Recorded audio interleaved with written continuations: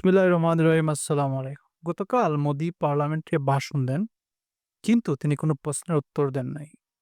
রাহুল গান্ধী একটার পর একটা প্রশ্ন করে যান, কিন্তু তার কোনো উত্তর পাচ্ছিলেন না রাহুল গান্ধী। রাহুল গান্ধী বলতেছিল যে, "মোদি, তুমি জাস্ট বলো যে ডোনাল্ড ট্রাম্প মিথ্যেবাদী।" রাহুল গান্ধীকে ধন্যবাদ দেওয়া উচিত এই কোঅ্যাকশনের জন্য।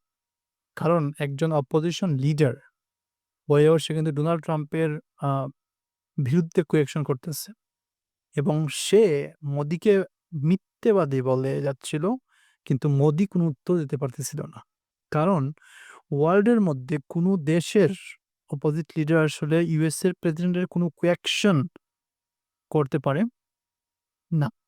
মেইন বিষয় হচ্ছে সিআইএ প্রত্যেকটা মোমেন্ট কিন্তু প্রত্যেকটা সেন্টেন্স ওরা নোট করে, এবং সিআইএ এইসব নোট করা পয়েন্টগুলো গুরুত্বপূর্ণ, সেগুলো কিন্তু ট্রাম্পের টেবিলে পাঠিয়ে দেয়। ইমাজিন করে তারা কি লেভেলের এনালাইসিসটা করে। সো ডোনাল্ড ট্রাম্প মোদিকে পানিশমেন্ট দিতে যাচ্ছে। গতকালের ভাষণে মোদি বলেন যে ওয়ার্ল্ডের কোনো লিডার আমাকে ফোর্স করে নাই এই যুদ্ধ বন্ধ করার জন্য। তার টার্গেট ছিল ডোনাল্ড ট্রাম্প। সে কিন্তু নাম বলে নাই।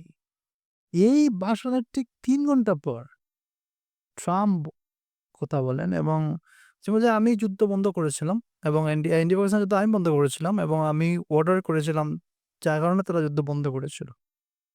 এরপরে কিন্তু জার্নালিস্ট কি করে ট্রাম্পকে জিজ্ঞেস করে যে ইন্ডিয়ার ট্যারিফের অবস্থা। তখন সে বলে যে, "আমরা ইন্ডিয়ার উপর 25% ট্যারিফ এড করতে যাচ্ছি।" রাহুল গান্ধী আরো বলেন যে, "আপনারা জানেন মোদি কেন নাম নিচ্ছে না? যেদিন মোদি ট্রাম্পের নাম নিয়ে বলবে যে সে আমাকে বলে নাই বা আমাদের ফোর্স করে নাই, ট্রাম্পই কিন্তু সব ঘটনা বলে দিবে।